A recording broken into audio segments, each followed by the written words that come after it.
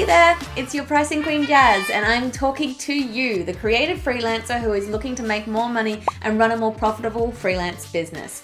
As a foodie at heart, I know the right ingredients and seasonings can make all the difference when it comes to cooking up the perfect recipe for success. And just like in cooking, pricing your services can be a key ingredient in the success of that freelance business.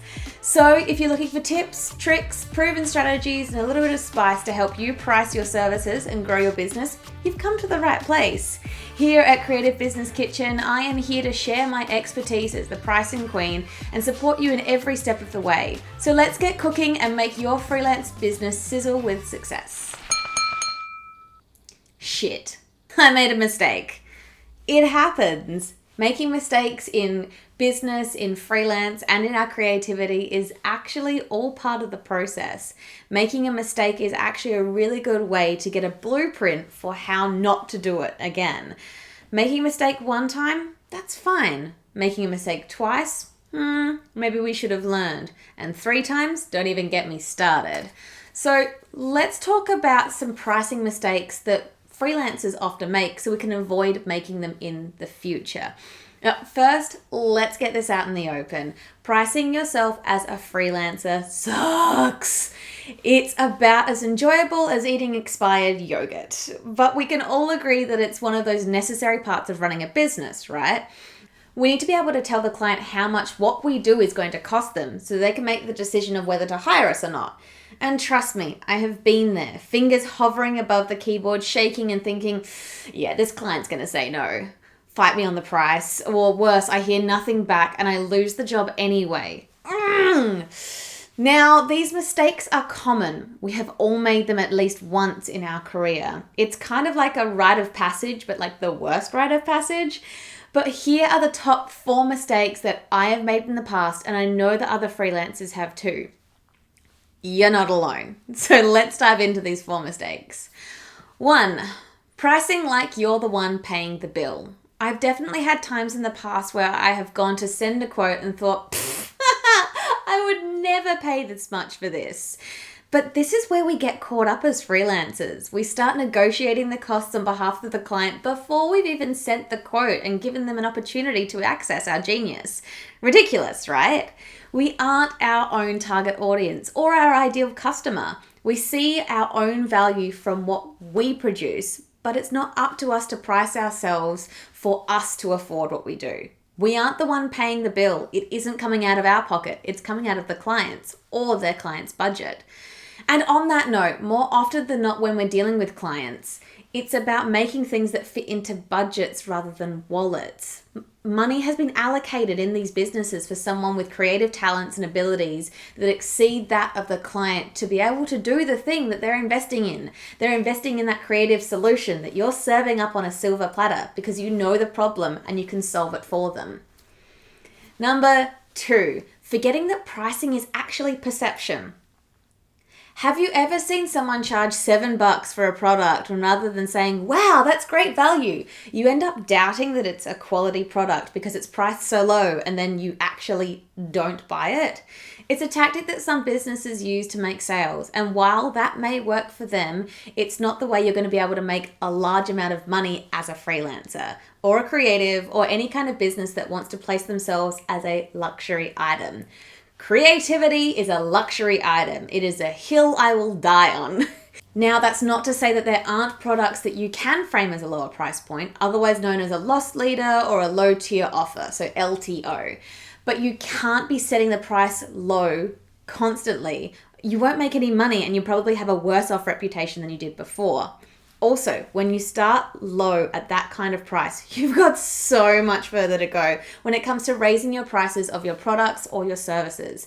So whilst it may work to get people in the door, those people are now being trained that this is what they should be expecting, to pay little, not pay a lot, or even pay any more than they're already paying. We don't want to set those expectations. We want to invite them in, then give them the lay of the land and say, hey, this is worth more.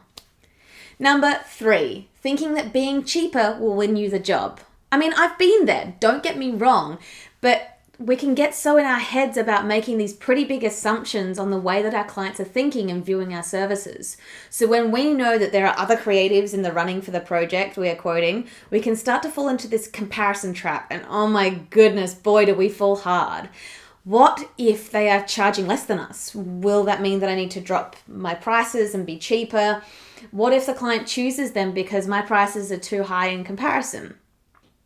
But here's the thing.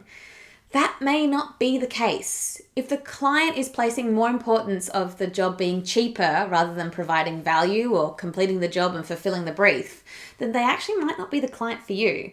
I've personally had clients in the past let me know that they chose my service over others when it was the more expensive option, but chose me because they wanted someone who showed the passion that I displayed when I started working with them. Long and short of it is being cheaper isn't always going to get you the thing that wins you the job. And if they do choose you because you're the cheaper option, do you really want to be the cheaper option? And are they the client that you actually want if they're prioritizing being cheap over being quality?